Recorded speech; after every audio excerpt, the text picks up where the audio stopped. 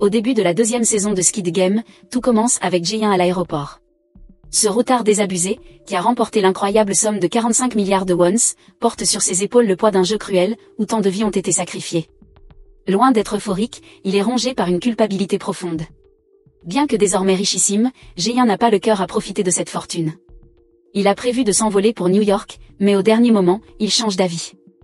Non, il ne peut pas tourner la page si facilement. Il décide de retourner à Séoul, résolu à confronter les organisateurs du jeu et à les forcer à répondre de leurs actes inhumains. Mais alors qu'il commence à échafauder ses plans, un appel inattendu bouleverse tout. Au bout du fil, c'est le maître du jeu lui-même. Le ton est glacial. Si tu fais quoi que ce soit contre nous, tu seras éliminé. Jae-in comprend immédiatement qu'il est surveillé. Et si un traceur avait été implanté quelque part dans son corps ? Paniqué mais déterminé, il se précipite aux toilettes pour fouiller son propre corps. Ses craintes se confirment, il trouve bel et bien un appareil de suivi.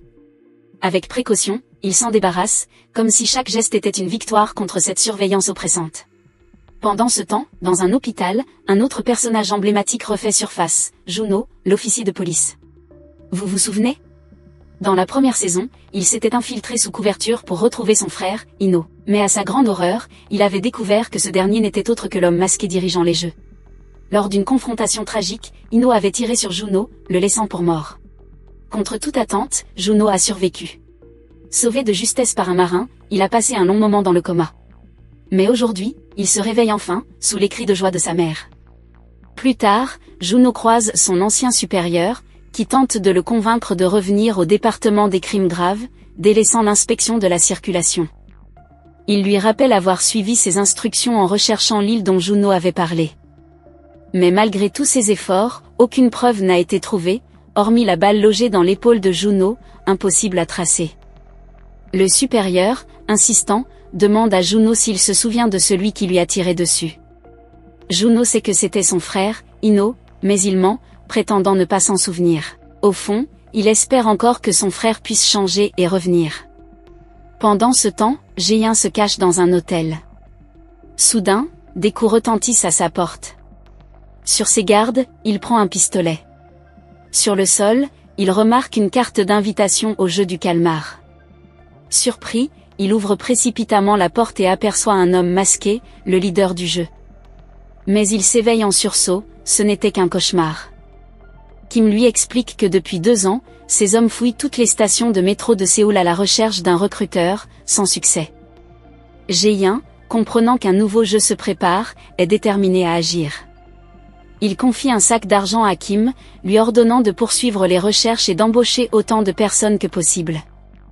Il promet même 1 milliard de wons à celui qui trouvera le recruteur. Ce que Jae-in ignore, c'est que Kim est en réalité le chef d'un réseau criminel. S'il accepte de continuer les recherches, ce n'est pas uniquement pour l'argent, plusieurs de ses créanciers ont mystérieusement disparu, et il veut des réponses.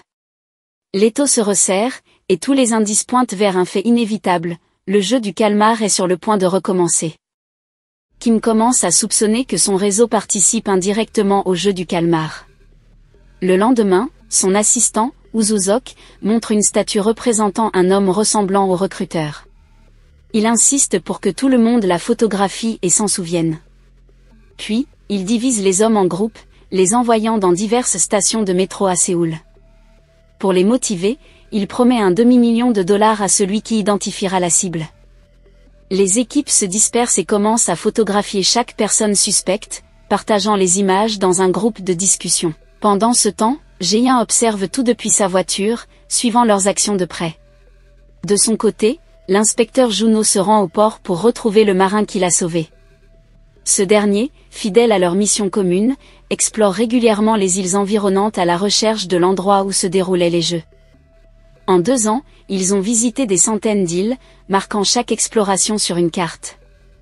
Mais malgré tous leurs efforts, l'île reste introuvable. Les heures passent, et Kim ainsi que son assistant Uzok commencent à douter. Ils murmurent entre eux, estimant que Jae-in est peut-être devenu fou à force de dépenser sans résultat. Soudain, une alerte retentit, l'un des hommes repère le recruteur. Celui-ci est en pleine partie de Takji, ce jeu où l'on claque des tuiles, avec un inconnu. La photo est envoyée à Jae-in, qui ordonne de suivre le recruteur sans attirer l'attention. Jae-in démarre en trombe, déterminé à l'intercepter. Le recruteur achète des pains et des billets de loterie avant de se rendre dans un parc fréquenté par des sans-abri. Il leur propose un choix, un pain ou un billet. Tous optent pour le billet, espérant changer leur vie. Mais aucun ne gagne. Une fois les billets épuisés, le recruteur jette les pains restants au sol et les écrase sous ses pieds, sous les regards incrédules des sans-abri. L'un d'eux, déconcerté, lui demande pourquoi il agit ainsi. Le recruteur, impassible, répond « Vous avez tous choisi le jeu et rejeté le cadeau ». Les sans-abri se regardent, troublés, tandis que Kim et ses hommes continuent à observer, leurs soupçons grandissant. Kim et Usok, stupéfaits par l'attitude étrange du recruteur, commencent à le soupçonner d'être dérangé. Ils le filment et envoient la vidéo à Jae-in, toujours en route à toute vitesse pour les rejoindre. Cependant, Jae-in est arrêté par la police pour excès de vitesse. L'agent lui retire son permis et lui inflige une amende, ralentissant ainsi sa course. Pendant ce temps, le recruteur monte dans un taxi. Kim, paniqué à l'idée de le perdre, ordonne à Usok de le suivre. Ils montent eux aussi dans un taxi. Jae-in paie rapidement l'amende et repart en trombe, mais son comportement intrigue l'agent, qui rapporte l'incident à son coéquipier. Ce dernier, Juno, vérifie les informations du conducteur et découvre avec surprise le nom de Jae-in, qu'il reconnaît immédiatement. Pendant ce temps, le recruteur descend du taxi et s'engouffre dans une ruelle déserte. Kim, malgré les réticences d'Usok, décide de le confronter. C'est un intellectuel, et nous sommes deux, lance-t-il. Mais le recruteur, expert en arts martiaux, neutralise facilement les deux hommes. Jae-in arrive enfin sur place, mais Kim et Usok ont disparu. Tout ce qu'il trouve est un couteau appartenant à Kim. Il comprend rapidement que le recruteur les a capturés.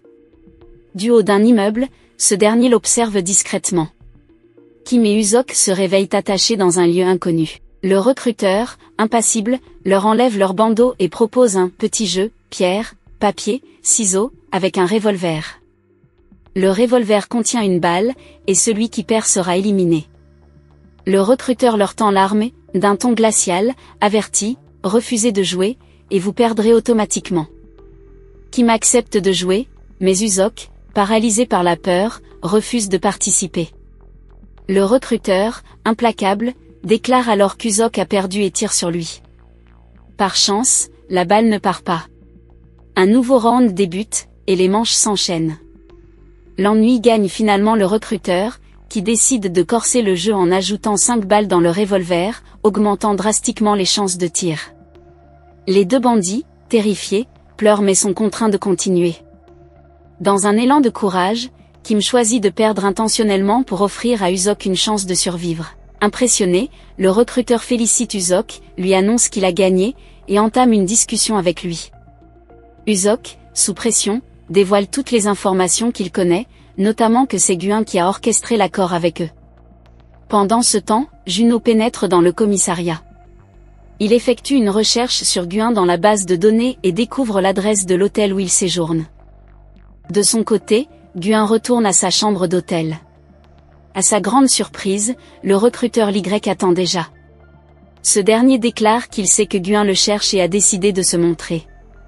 Guin, sans détour, lui affirme qu'il n'a pas peur et qu'il mettra tout en œuvre pour mettre fin au jeu. Face à cette détermination, le recruteur commence à raconter son histoire. Il explique qu'il a débuté dans le jeu comme nettoyeur, chargé de se débarrasser des corps des joueurs éliminés. Au fil du temps, il a gravi les échelons, obtenant un masque et une arme pour exécuter les perdants. Un jour, il a découvert que la personne qu'il devait éliminer était son propre père. Sans hésitation, il a accompli sa mission, réalisant qu'il était destiné à ce rôle. Le recruteur conclut en affirmant que Guin et lui sont semblables, des chiens du destin. Puis, dans un geste défiant, il propose à Guin de jouer une nouvelle partie pour tester sa chance. Guin accepte le défi et s'assoit face au recruteur. Ce dernier sort un revolver et une carte de visite avec une invitation à participer au jeu. Il explique que si Guin gagne, il obtiendra cette carte. Les règles sont simples, ils feront tourner le barillet contenant une seule balle et tireront à tour de rôle sur eux-mêmes jusqu'à ce que l'un d'eux perde. Guin, bien qu'hésitant, décide de jouer pour entrer en contact avec les organisateurs et mettre fin au jeu. Le premier tour se passe sans incident, la chambre reste vide. Le recruteur prend ensuite le pistolet, tourne le barillet et appuie sur la gâchette sans conséquence. Les manches s'enchaînent, et le stress monte. Finalement, le recruteur perd. Guin s'empare de la carte d'invitation, le souffle court. Alors que Guin contemple le corps inerte du recruteur, l'officier Junot arrive à l'hôtel après avoir suivi ses indices. Entendant un coup de feu, il fouille rapidement les chambres. Junot reprend conscience après l'attaque d'Usoc. Toujours méfiant, Guin accuse Junot de faire partie de l'organisation, mais ce dernier le nie fermement. Junot explique qu'il recherche son frère, disparu depuis des années, et révèle à Guin qu'ils se sont déjà croisés 2 fois. Après un échange tendu, Guin explique ce qui s'est réellement passé avec le recruteur et insiste sur le fait qu'il n'est pas responsable de sa mort. C'était un jeu, et le recruteur a perdu. Il montre à Junot la carte d'invitation qu'il a récupérée et déclare qu'il doit trouver la personne masquée qui dirige tout cela pour l'arrêter une fois pour toutes. Junot, toujours déterminé, explique à Guin qu'il recherche aussi la personne masquée.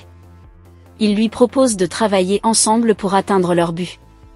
Mais Guin, méfiant, refuse initialement, ne faisant pas confiance à l'officier. Avant de partir, Junot insiste en mentionnant qu'il a vu des choses terrifiantes sur l'île et qu'il peut apporter des informations cruciales. Cette révélation intrigue Guin, qui finit par céder en comprenant que Junot pourrait être un atout précieux. Guin libère Junot, puis se dirige avec Usoc vers l'endroit où il cache son argent. Junot les accompagne pour vérifier si Guin a réellement gagné le jeu. En chemin, Guin promet que s'il aide à arrêter l'organisation, il leur remettra tout l'argent. Junot, cependant, affirme que l'argent ne l'intéresse pas, son objectif étant d'éliminer cette organisation pour de bon. Usoc, de son côté, exprime son désir de venger la mort de Kim. Guin les conduit alors à un refuge souterrain, un endroit secret où il cache des armes, des explosifs, et d'autres équipements. Il leur montre l'armurerie, expliquant que la pièce est insonorisée et idéale pour s'entraîner en toute discrétion. Il leur propose de se préparer ici à leur future confrontation avec les organisateurs. La scène change et nous emmène dans un carnaval urbain, plein de lumière et de festivités. Parmi la foule, un homme déguisé en lapin rose attire l'attention des enfants. Il s'approche d'une petite fille et lui offre une sucette, provoquant un large sourire sur son visage. Plus tard, dans une loge en coulisses, l'homme enlève son masque, il s'agit de Noël, la jeune femme qui dormait dans la voiture. Guin apprend d'un agent de transport que la mère malade de tuberculose de Sabiok a récemment été libérée de prison. L'agent lui explique qu'il est possible de la transférer à Séoul. Guin lui donne l'adresse et le numéro de la mère de Sang-ho, pour que, si jamais il n'arrive pas à la joindre, elle puisse être dirigée vers l'endroit où vit son fils, Choi. Guin propose même de payer davantage, mais l'agent refuse, affirmant qu'il a déjà suffisamment payé et qu'il se sent redevable envers Sabiok. Après le départ de Guin, Noël arrive chez l'agent et lui demande de l'aider à retrouver sa fille disparue. L'agent lui annonce qu'il a cherché partout, sans succès. Noël refuse de perdre espoir et lui donne tout l'argent qu'elle a gagné en tant qu'animatrice dans un parc d'attractions. Elle lui demande de reprendre les recherches. Le soir, alors que Noël dort dans sa voiture, un homme frappe à sa fenêtre et lui remet une carte de visite avec une invitation à participer au jeu du calmar. Il s'éloigne ensuite après lui avoir donné des informations sur le lieu de la rencontre. De son côté, l'officier de police Junot se rend au cimetière sur la tombe de la femme de son frère Ino, décédé quelques années plus tôt. Il attend un moment près de la tombe, espérant que son frère viendrait lui rendre hommage, mais il ne se présente pas. Le soir, Junot dîne avec sa mère, qu'il réconforte en lui disant qu'il retrouvera bientôt son frère. Sa mère répond qu'elle a l'impression qu'Ino ne veut plus faire partie de sa vie. La scène change de nouveau et montre Noël quittant son travail au parc d'attractions. En sortant, elle voit une ambulance emporter la petite fille, accompagnée de son père. Noël remarque que la petite a perdu son bonnet.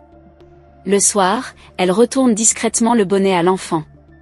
Guin, quant à lui, place un dispositif de suivi dans une dent pour que Junot et Usoc puissent localiser sa position lorsqu'il participera au jeu. Usoc, désormais devenu le chef du gang, recrute les meilleurs membres pour aider Guin. Cependant, ce dernier commence à craindre que la fin approche. Il appelle sa fille, mais n'ose pas lui parler. Il se contente d'écouter sa voix, avant de raccrocher sans dire un mot. Guin arrive à l'adresse indiquée sur la carte de visite et demande à Juno de rester dans la voiture pour ne pas être reconnu, sachant qu'il est déjà connu des organisateurs. Guin et Uzok entrent dans un club bondé et se séparent pour chercher des indices sur les personnes masquées liées au jeu du calmar. Pendant leur recherche, un individu masqué neutralise Uzok avec un pistolet électrique et s'approche discrètement de Guin. Celui-ci, méfiant mais déterminé, suit l'homme masqué hors du club et monte dans une limousine. Juno, resté en arrière, tente d'entrer dans le club, mais un gardien l'arrête. Juno sort son arme, déclare qu'il est policier, et force le gardien à le laisser passer. Une fois à l'intérieur, il découvre que Guin est monté dans la limousine. Juno ordonne à ses hommes de suivre la voiture. Dans la limousine, Guin entend la voix du maître du jeu, qui lui rappelle qu'il avait conseillé à Guin de quitter Séoul pour éviter d'interférer. À la place d'une présence physique, le maître du jeu utilise une colonne en forme de cochon équipée d'un haut-parleur pour communiquer. Guin exige l'arrêt immédiat du jeu, accusant le maître de tromper les participants. Celui-ci rit et rétorque qu'il ne trompe personne, mais qu'il offre à des gens désespérés une opportunité d'améliorer leur vie. Alors que la limousine poursuit son chemin, les hommes de Juno, aidés par les bandits recrutés par Uzok, tentent de l'intercepter. Un tireur d'élite tire sur les pneus de la voiture, espérant la stopper. Toutefois, le véhicule est blindé, rendant leurs efforts vains. Guin, comprenant la situation, essaie de tirer sur le conducteur, mais échoue également. En dernier recours, il change de stratégie et demande au maître du jeu la permission de participer à nouveau au jeu du calmar. Le maître du jeu rit sarcastiquement, soulignant l'ironie de la situation. Guin, qui demandait d'arrêter le jeu quelques minutes plus tôt, veut désormais y participer. Finalement, le maître du jeu accepte. Peu après, un gaz soporifique commence à se répandre dans la limousine. Guin découvre alors avec surprise que le maître du jeu était assis tout ce temps sur le siège passager avant, masqué et silencieux. Pendant ce temps, Juno ordonne aux bandits de passer au plan B pour tenter une autre approche. De son côté, Noël se rend à l'adresse indiquée sur sa carte d'invitation. Elle trouve 3 camions équipés de conteneurs. Intriguée, elle entre dans le conteneur numéro 11 pour se changer. À l'intérieur, un rebondissement inattendu se produit. Noël n'est pas une simple participante au jeu, mais un soldat rose avec un masque triangulaire, infiltré dans l'organisation. Juno emmène Uzok et ses criminels pour se rendre chez un marin en utilisant les coordonnées GPS obtenues grâce au dispositif de suivi caché dans la dent de Guin. Il loue un bateau pour se diriger vers l'île où se déroulent les jeux. Pendant ce temps, Guin reprend connaissance après avoir été endormi par le gaz soporifique. On lui attribue à nouveau le numéro 456, lui rappelant sa précédente expérience. Il se réveille dans une pièce remplie de participants et se retrouve à côté d'une voyante, qui lui dit qu'elle ressent une énergie très négative autour de lui. Guin, méfiant, jette un regard autour de lui et remarque les autres participants qui, tout comme lui, sont revenus pour jouer. Des soldats roses masqués entrent alors dans la pièce. Certains participants, frustrés et nerveux, exigent que les soldats enlèvent leurs masques, mais ils refusent catégoriquement. Une tension monte dans la salle. Un joueur se plaint de ses chaussures inconfortables. Un autre de la couleur des vêtements, tandis qu'un troisième est choqué de voir sa propre mère parmi les participants. Elle lui explique qu'elle s'est inscrite pour régler les dettes de son fils. Les organisateurs commencent à diffuser des vidéos montrant les dettes financières colossales de chaque joueur. Les participants découvrent que certains d'entre eux doivent des sommes astronomiques, 4 milliards, 5 milliards, voire 10 milliards de wons. Tout le monde est stupéfait lorsqu'ils apprennent que la dette de 10 milliards appartient à un grand-père, qui déclare fièrement que tout le monde n'a pas la chance d'obtenir une telle somme en prêt. Le joueur numéro 333, nommé Manji, attire particulièrement l'attention. Il était autrefois un YouTuber célèbre qui publiait des vidéos sur les crypto-monnaies. Cependant, après l'effondrement de son schéma d'investissement, de nombreux fans, y compris certains participants au jeu, se sont retrouvés ruinés. Parmi eux figure le joueur numéro 230, un rappeur coréen connu sous le pseudonyme Tano, qui avait investi toutes ses économies sur les conseils de Manji. Le joueur 230, accompagné du joueur 124, s'approche de Manji et exige qu'il leur rembourse l'argent perdu. Manji se défend en expliquant qu'il avait toujours averti ses spectateurs que les investissements étaient risqués et que la décision leur appartenait. La confrontation faillit dégénérer lorsque Tano tente de frapper Manji, mais un autre joueur intervient pour les séparer. Les organisateurs annoncent une nouveauté dans les règles du jeu. Après chaque épreuve, les participants peuvent voter pour arrêter le jeu. Si la majorité accepte de mettre fin au jeu, les gains seront partagés à parts égales entre tous les survivants. Cette règle, différente de la première saison, donne une nouvelle dimension au jeu et intensifie les enjeux. Tous les joueurs signent les documents confirmant leur consentement. Après cela, ils se dirigent vers une étape où des photos sont prises pour leur identification. Tano, reconnu par plusieurs participants, devient rapidement le centre d'attention. Des joueurs, fans de son rap, lui demandent de poser pour des photos avec eux. Tano, malgré les tensions, promet de prendre des photos avec tout le monde après les jeux. Au milieu de cette agitation, une vieille dame remarque une femme qu'elle avait connue autrefois comme un homme. Intriguée, elle demande à son fils ce qui s'est passé. Ce dernier lui explique qu'elle est désormais transgenre, mais la dame reste perplexe et continue de poser des questions, reflétant son incompréhension du concept. Guin, lui, retrouve un vieil ami, le joueur numéro 390, nommé Jombe.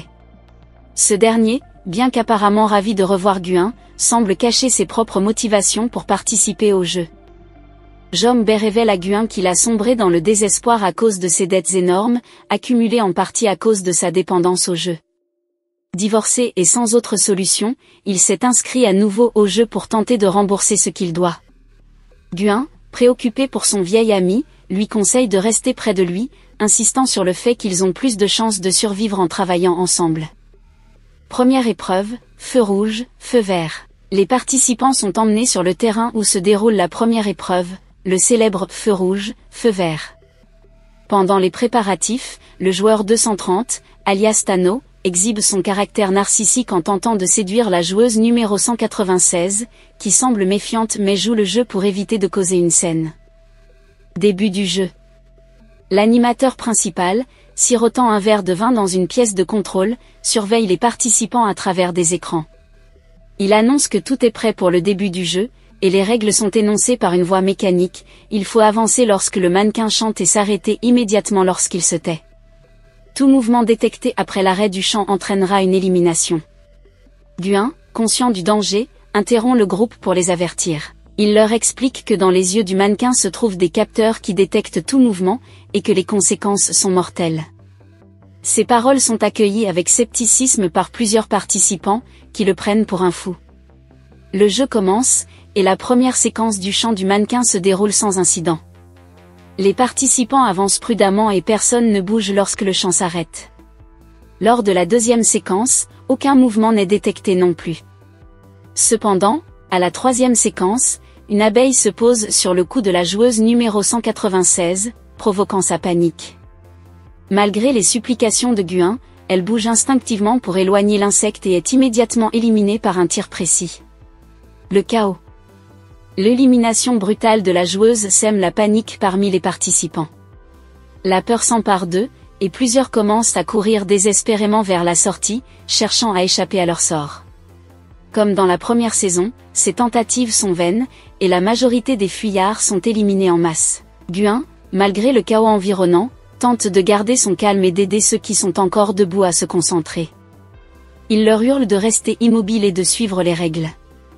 Mais l'instinct de survie de beaucoup l'emporte sur la raison, et le champ se vide rapidement, jonché de corps. Et l'une des tireuses est la fille en costume de lapin. Le joueur numéro 11 appelle Noël à ceux qui sont restés immobiles et ont survécu. Guyen donne une nouvelle instruction, se mettre en ligne pour que ceux qui bougent n'attirent pas l'attention du mannequin. Le fils cache sa mère derrière lui. À ce moment-là, la numéro 11 remarque l'artiste, le joueur numéro 246, qui est le père de la fille malade et qui lui a dessiné un tableau.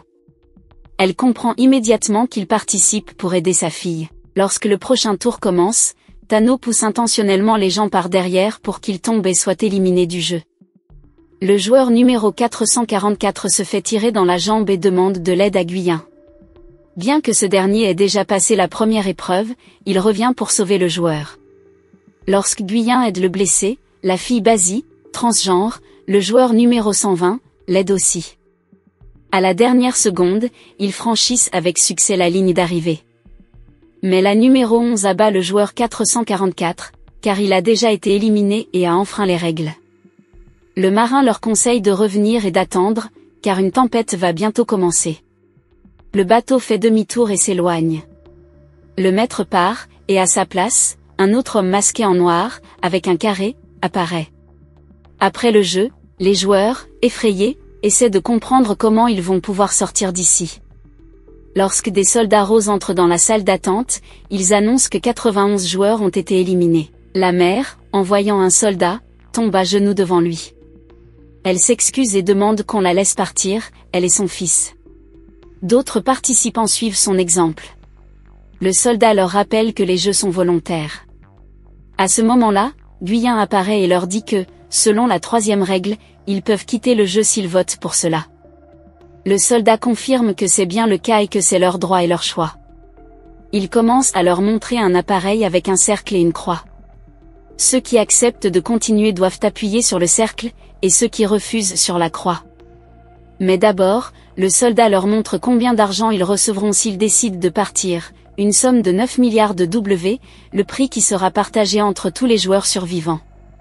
Cela signifie que chacun d'eux repartira avec 25 millions de WS. Beaucoup sont mécontents de cette somme si petite. Certains joueurs, surtout ceux qui sont endettés, acceptent de continuer à jouer, mais d'autres, méfiants ou effrayés, veulent partir. Le vote commence. Le premier à voter est Guyien. Les joueurs devront porter une étiquette sur leur poitrine indiquant leur choix. Au milieu du vote, Guyien essaie de raisonner les gens et de les convaincre de partir. Les autres se demandent comment il a su ce qui allait se passer dans le jeu et le prennent même pour un agent infiltré. La vieille femme soutient Guyien et dit que, grâce à lui, ils sont tous vivants et les exhorte à l'écouter et à partir. Guyien leur avoue qu'il a joué à ce jeu il y a 3 ans et qu'il a été le seul à en sortir vivant. Certains ne le croient pas, estimant qu'il est illogique qu'il soit revenu après avoir gagné une grosse somme d'argent. Tano intervient et dit que Guyien est la clé de la victoire, car s'il a joué, il pourra leur indiquer quoi faire. Tano mène la foule vers la victoire et la poursuite du jeu. Les soldats roses interrompent le discours de Guyien, qualifiant cela d'ingérence. Le vote continue. Le résultat final est 182 contre 182. Il ne reste qu'un seul joueur qui n'a pas voté, le joueur numéro 1. Son vote est décisif. Il sort et choisit de continuer le jeu. Cela signifie qu'ils ne partiront pas. Mais le choc survient lorsque nous voyons le visage du joueur numéro 1, c'est Ino, l'homme masqué en noir, qui est le maître et le frère de l'officier de police Juno. Le maître a pris la décision de participer au jeu après le vote. Les participants se reposent, et on leur fournit nourriture et eau. Cependant, Gien refuse de manger, affirmant qu'il n'a pas d'appétit. Son ami Chombe essaie de le convaincre de se nourrir pour conserver ses forces, mais Gien s'énerve contre lui. Ino et d'autres participants s'approchent de lui pour demander conseil. Ils espèrent profiter de son expérience, mais Gien se montre réticent. Ino, qui fait semblant d'être un simple participant, explique avoir voté pour continuer à cause de Gien, en qui il place ses espoirs. Ce dernier leur parle alors du prochain jeu, où ils devront choisir des formes de bonbons dans un défi d'Algona. Il conseille de choisir le triangle, la forme la plus simple, et déconseille l'umbrella, la plus complexe. Les joueurs décident de garder ces informations secrètes pour maximiser leurs chances de victoire, mais cela suscite un débat, certains souhaitent partager pour sauver des vies, tandis que d'autres préfèrent éliminer des concurrents pour augmenter le prix. Un joueur tente de prévenir sa mère, mais ne la trouve pas dans son lit. Il découvre qu'elle a apporté de la nourriture à une jeune femme enceinte, nommée Yuni, qu'elle soutient. Ému, Yuni la remercie pour sa gentillesse. Le joueur numéro 1 aborde Gien, cherchant à comprendre pourquoi il continue à participer au jeu malgré sa précédente victoire. Gien révèle qu'il se sent responsable de tous les participants ayant perdu leur vie. Cela provoque un échange tendu entre eux, mais Ino défend la légitimité du choix collectif. Plus tard, Gien est approché par le joueur numéro 318, qui souhaite rejoindre son équipe, mettant en avant son expérience militaire. Pendant ce temps, Tano et son acolyte agressent un autre joueur pour lui voler sa nourriture, provoquant une dispute. Ino intervient, exigeant que tout le monde respecte les règles. Une bagarre éclate, mais Ino en sort victorieux, gagnant le respect des autres participants. La nuit venue, les joueurs se reposent, mais Jian est approché par le joueur numéro 1, qui lui présente ses excuses pour avoir voté en faveur de la poursuite du jeu. Jian lui raconte son histoire. Sa femme, gravement malade et enceinte, a besoin d'une greffe coûteuse. C'est cette situation désespérée qui l'a conduit à rejoindre le jeu. Ino, touché, reste silencieux. Pendant ce temps, en coulisses, les corps des joueurs éliminés sont déplacés. Certains sont utilisés pour le trafic d'organes, mais des dégâts causés par des tirs compliquent leur revente. L'homme masqué convoque Noi, qui justifie ses actes en disant qu'elle veut alléger les souffrances des joueurs, et non les torturer. Une tension éclate entre eux. Au commissariat, Juno tente de convaincre ses supérieurs que le jeu a recommencé. Il n'est pas pris au sérieux et décide d'agir seul, se tournant vers Usok pour planifier une intervention. Le lendemain, un nouveau jeu est annoncé. Contrairement aux attentes, ce n'est pas un défi d'Algona. Les joueurs doivent courir en équipe, avec des jambes attachées, tout en jouant à 5 jeux populaires. Jian est accusé de la confusion, mais le joueur numéro 1 intervient, avertissant que personne ne doit lui nuire. Les joueurs décident de ne pas causer de problème et quittent la scène. Jian remercie Ino, et ils choisissent de s'allier pour maximiser leurs chances de victoire. 2 autres joueurs se joignent à eux, formant un groupe de 4. Cependant, il leur manque encore une personne pour compléter l'équipe. Un YouTuber rend visite à une femme enceinte pour lui proposer de s'unir à leur groupe. Il lui explique qu'elle a besoin de lui pour réussir, car il est peu probable qu'une autre équipe accepte une femme enceinte. Malgré cela, elle refuse, ne lui accordant pas sa confiance. Le joueur numéro 7, accompagné de sa mère, tente de rejoindre une autre équipe, mais ils sont rejetés, car les autres membres considèrent la vieille femme comme un fardeau. On conseille au joueur de laisser sa mère derrière lui et de venir seul, mais il refuse catégoriquement. La mère, se sentant coupable, lui propose de chercher une autre équipe. Son fils reste inflexible et convaincu qu'ils trouveront une équipe prête à les accepter. Plus tard, la femme enceinte s'approche de Jian et lui demande de l'aide, leur proposant de rejoindre leur équipe. D'abord réticent, il change d'avis lorsqu'elle insiste sur le fait qu'elle attend un enfant et que c'est sa dernière chance. Émus, ils acceptent finalement. L'équipe commence alors à discuter des forces de chacun et à répartir les rôles en fonction des compétences pour maximiser leurs chances de gagner. Pendant ce temps, Ino manque de révéler par erreur qu'il connaît Jian en l'appelant par son prénom, alors que ce dernier ne s'est jamais présenté. Ino se rattrape rapidement en expliquant qu'il a entendu un autre joueur, Changbei, l'appeler ainsi. Le jeu démarre enfin. Le premier défi consiste à retourner des cartes pour progresser.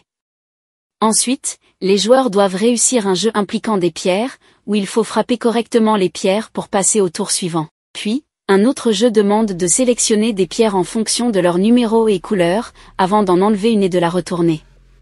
Si l'action réussit, ils accèdent au jeu suivant. Le défi suivant implique un yo-yo, où il faut le faire tourner après l'avoir lancé correctement. Enfin, le dernier jeu demande de frapper une balle 5 fois avec le pied. Malheureusement, les 2 premières équipes échouent à relever ces défis et sont éliminées. Les soldats roses interviennent pour emmener les perdants. Ils remarquent qu'un joueur est encore en vie et décident de le conduire à sa destination finale. Cependant, le joueur numéro 11 perturbe leur plan. Lorsque vient le tour de l'équipe composée de la vieille femme, de son fils, d'un transgenre, de la voyante et d'un ami de ce dernier, la vieille femme remarque que ses coéquipiers sont nerveux et craintifs. Elle les motive en leur racontant qu'elle a survécu à la guerre de Corée et qu'elle n'a pas l'intention de perdre à un simple jeu pour enfants. Inspirés par ces paroles, ils se reprennent en main. La jeune femme de l'équipe réussit à retourner la carte dès sa première tentative, ce qui redonne confiance à ses camarades. La vieille femme réussit également l'exercice, suivi par son fils, qui y parvient aussi. Ensuite, c'est au tour de la voyante. Elle doit enrouler une corde autour du toupie pour le lancer, mais elle échoue. Le transgenre la gifle et lui dit de se ressaisir, ce qu'elle fait. Elle tente à nouveau et réussit cette fois. Puis, c'est le tour du transgenre, qui doit frapper la balle 5 fois avec le pied. Avant de commencer, il demande à tout le monde de se détourner, puis réussit dès sa première tentative.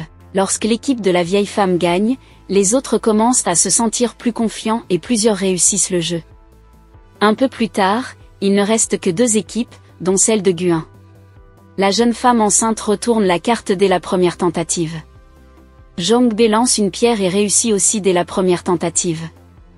Le participant numéro 3, grâce à ses habiletés manuelles, les fait gagner en quelques secondes et à la première tentative. C'est ensuite le tour d'Ino.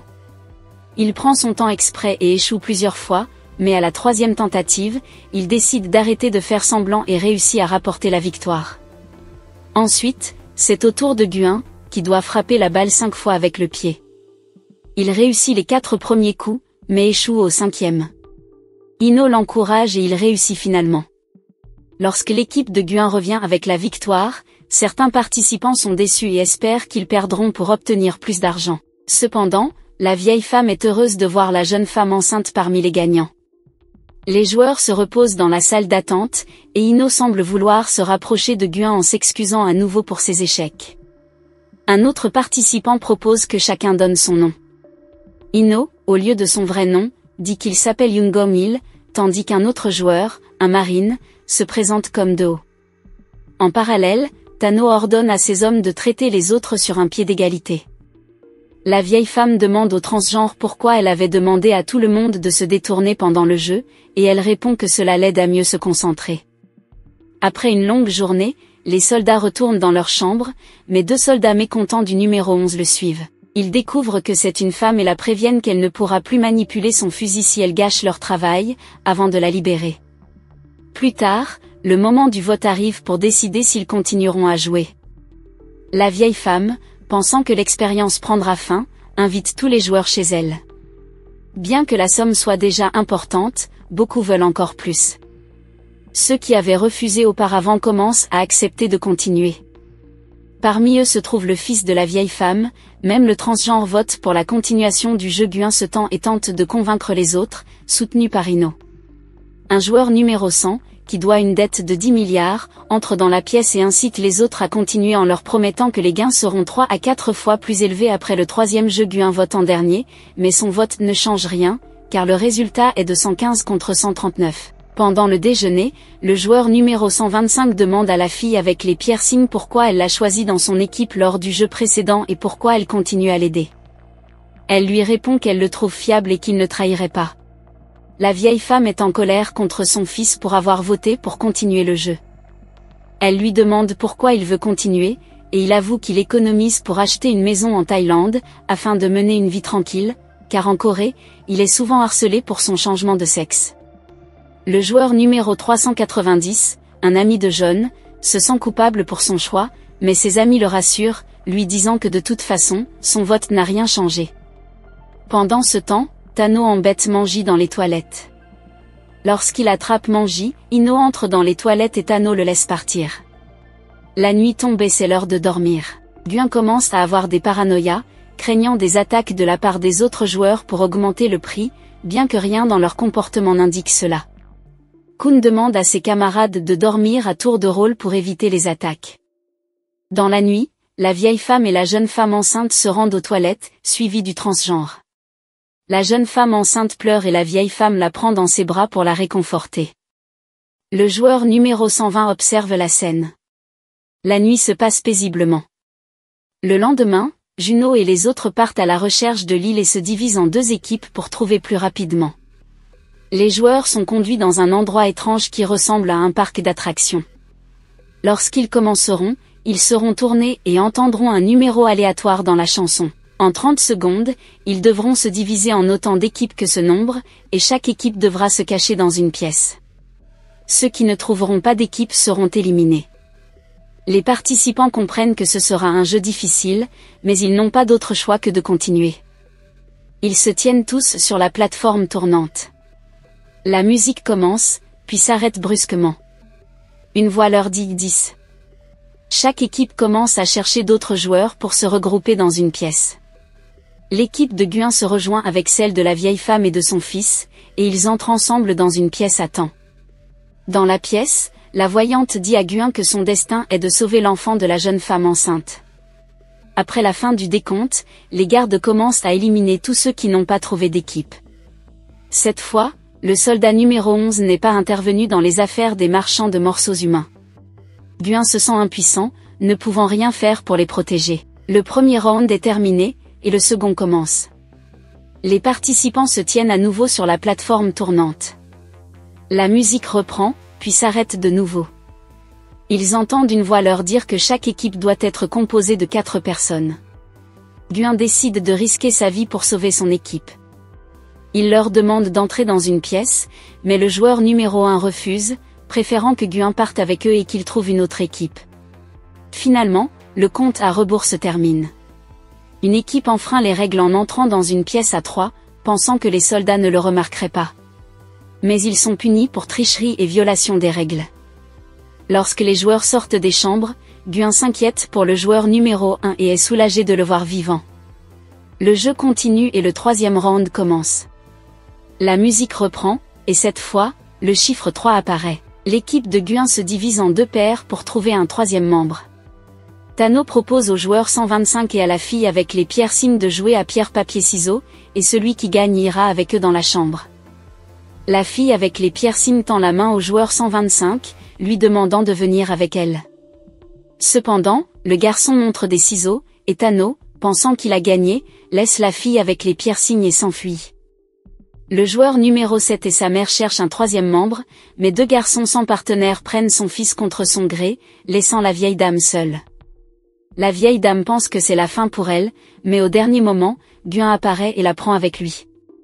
Il se cache dans une chambre. Guin lui demande où est son fils, pensant qu'il a fugué, mais elle lui répond que son fils l'aime et ne ferait jamais une telle chose. Ino s'excuse pour ses paroles. Les autres participants sortent des chambres et cherchent leur équipe pour s'assurer que tout va bien. La vieille femme est heureuse de voir son fils et court vers lui. Il s'excuse de l'avoir laissé, et elle lui pardonne, lui disant qu'elle ne lui en veut pas. Un nouveau round commence, et la musique reprend. Cette fois, le chiffre 6 apparaît. Tout le monde commence à chercher frénétiquement une équipe pour survivre et entrer dans une chambre. Malheureusement, le joueur numéro 120 tombe renversé par le joueur numéro 95 et ne parvient pas à entrer dans la chambre. Soudainement, Manji entre dans une chambre et ferme la porte derrière elle, au même moment où le compte à rebours se termine. Le joueur numéro 120 reste dehors et est éliminé du jeu. Le transgenre pleure et accuse le youtubeur de ce qui est arrivé à son ami, mais il se défend en disant que tout le monde ici pense à son propre intérêt. La jeune femme enceinte soutient son ancien petit ami, affirmant qu'il a raison. Ensuite, ils sortent de la chambre et se préparent pour le dernier round. Il ne reste plus que 100 participants vivants. Comme d'habitude, la musique recommence et, à la fin, le chiffre 2 apparaît. Le chaos commence. Tout le monde court pour occuper des chambres vides. Tano trahit le joueur 125 en choisissant son ami. Le joueur numéro 1 entre dans une chambre vide avec Chomba, mais découvre qu'il y a quelqu'un dans la pièce. Ino lui demande de partir, mais le joueur refuse. Ne trouvant aucune autre issue et réalisant que le temps est écoulé, il élimine Ino du jeu lui-même. Après le jeu, les participants restants se retirent dans la salle d'attente pour se reposer. Tano, voyant que le numéro 125 est toujours en vie, l'embrasse malgré la trahison du dernier round. Le youtubeur en profite pour tenter de renouer avec la jeune femme enceinte, lui demandant pardon et lui proposant qu'ils combinent leurs gains pour rembourser ses dettes et recommencer une nouvelle vie. Ils promettent de prendre soin d'elle et de leur enfant. Dononji réalise que Manji essaie de manipuler la situation pour obtenir de l'argent et la repousse. Le délateur de Tano les aperçoit à distance et en informe Tano. Pendant ce temps, Juno et ses hommes arrivent sur une île. LS découvre une porte secrète, pensant que c'est l'île qu'ils cherchaient, et décide de l'ouvrir, mais une explosion se produit dès qu'ils le font, réalisant alors que c'était un piège. Dans la salle d'attente, un vote débute pour savoir s'ils préfèrent continuer le jeu et gagner plus d'argent, ou prendre leur argent et partir. Guin vote en premier, choisissant de partir. Les autres participants commencent à voter, et au final, 50% veulent continuer tandis que 49% veulent quitter. Le vote dépend maintenant de Chamba, le participant numéro 1, qui a vu Ino éliminer un autre joueur. Il pense qu'Ino choisira de continuer, mais Ino le surprend en optant pour quitter. Grâce à ce choix, le résultat devient égal, et les soldats annoncent que le vote sera relancé le lendemain, offrant aux participants du temps pour réfléchir. Pendant ce temps, l'équipe de recherche analyse la situation. Le marin suggère de retourner à la rive et de reprendre les recherches le lendemain, mais les bandits, en raison de la mort de leur chef, ne veulent pas arrêter. Les joueurs désirant quitter le jeu discutent du prochain vote. La vieille dame affirme que si l'on leur rappelle la maison et de bons repas, certains pourraient changer d'avis. Elle et son fils essaient de convaincre les autres de partir, en expliquant que la somme d'argent obtenue est suffisante pour améliorer leur vie et vivre en paix. Les partisans de la continuation du jeu se moquent d'eux. Il y a un conflit entre les croix et les cercles. Guillon comprend que la tension monte car les organisateurs du jeu ont placé des fourchettes spéciales dans les toilettes. Le 125e se cache de Tano, ayant désobéi à ses ordres en choisissant de quitter le jeu. Une bagarre éclate lorsqu'il entre dans les toilettes et se fait défendre. Tano attaque le youtubeur, le renversant et lui promet de s'occuper de sa petite amie et de son fils. Furieux, le youtubeur frappe Tano avec une fourchette. En réalisant ce qu'il vient de faire, il panique et se cache dans une cabine. Pendant ce temps, à l'extérieur, la bagarre continue entre les croix et les cercles. De retour des toilettes, chacun commence à s'accuser mutuellement d'avoir tenté de se débarrasser des autres pour gagner le vote. À l'extérieur, une tempête éclate. Un bandit mal en point se rend sur le pont, et remarque accidentellement le capitaine en train de fouiller un drone. Lorsqu'il le questionne, le marin répond qu'il voulait juste inspecter le drone. Le bandit, bien que ivre, n'est pas dupe et lui demande pourquoi il a essayé de détruire le drone. Soudainement, le marin se révèle être un traître et jette le bandit à la mer. Ususok entend le bruit et sort sur le pont, mais le marin le calme, supposant que le bruit provient des objets traînants. Il se calme et se couche. Retour au jeu. Gon, après avoir compté les joueurs, se rend compte qu'ils sont désormais plus nombreux et qu'ils pourront gagner le vote de demain. Ino essaie de motiver les croix à attaquer les cercles la nuit, convaincu qu'ils vont agir ainsi. Jien refuse, expliquant qu'ils ne sont pas les vrais ennemis, mais que les organisateurs du jeu, qui regardent tout comme un spectacle, le sont. Dion propose aux joueurs de se cacher sous les lits pendant la bagarre nocturne, et en feignant d'être éliminés, de saisir les armes des soldats pour attaquer l'administration. Il est prêt à sacrifier les autres pour mettre fin au jeu. Le maître du jeu essaie de réprimer son rire. Le joueur 122 avertit le joueur 133 de se cacher et de ne pas intervenir lorsque les lumières s'éteindront. Dès que les soldats éteignent les lumières, l'équipe qui veut continuer profite de ce moment pour attaquer ceux qui veulent quitter. La salle se transforme en champ de bataille, et même la fille avec le piercing est éliminée. Guillon et son équipe se cachent sous les lits, attendant les soldats. 10 minutes après le début de la bataille, les soldats entrent pour éviter d'autres combats entre les participants. Si un seul survivant reste, le jeu sera terminé, et les organisateurs veulent un spectacle. En inspectant les éliminés, les soldats Sao s'approchent Gon et son équipe, qui feignent d'être des victimes. Dès que les soldats s'approchent, ils prennent leurs armes et une fusillade éclate. Alors qu'un soldat s'apprêtait à neutraliser Gon, il est sauvé par le joueur numéro 1. L'homme avec le masque carré observe tout cela à travers les caméras et est choqué. Il donne l'ordre de battre en retraite. Les gardes commencent à fuir et à fermer les portes, mais l'un d'eux, manquant de munitions, est incapable de fuir. Le joueur numéro 47, furieux, cherche à se venger des croix. Même bien l'arrête, lui rappelant que leurs vrais ennemis sont les organisateurs du jeu. Ils détruisent les caméras pour éviter que le maître du jeu ne sache ce qui se passe. Sans savoir que le maître est parmi eux, l'homme masqué appuie sur le bouton d'alarme, appelant la sécurité en raison de la rébellion. Jean, de son côté, parle aux autres participants pour leur expliquer son plan. Il veut capturer le maître du jeu et demande l'aide de ceux qui savent se battre. Au début, personne ne veut le suivre, mais plus tard, plusieurs joueurs décident de le rejoindre, espérant sortir vivants et retrouver leur famille. L'ancienne convainc son fils de partir, tandis que la jeune femme enceinte refuse de suivre son ex. Ceux qui se joignent à eux distribuent des armes et Gon interroge un garde. Il lui enlève son masque, comme prévu, le jeune homme n'est qu'un garçon d'environ 20 ans. Même bien l'arrête, lui rappelant que leurs vrais ennemis sont les organisateurs du jeu. Ils détruisent les caméras pour éviter que le maître du jeu ne sache ce qui se passe. Sans savoir que le maître est parmi eux, l'homme masqué appuie sur le bouton d'alarme, appelant la sécurité en raison de la rébellion. Jean, de son côté, parle aux autres participants pour leur expliquer son plan. Il veut capturer le maître du jeu et demande l'aide de ceux qui savent se battre. Au début, personne ne veut le suivre, mais plus tard, plusieurs joueurs décident de le rejoindre, espérant sortir vivants et retrouver leur famille. L'ancienne convainc son fils de partir, tandis que la jeune femme enceinte refuse de suivre son ex. Ceux qui se joignent à eux distribuent des armes et Gon interroge un garde.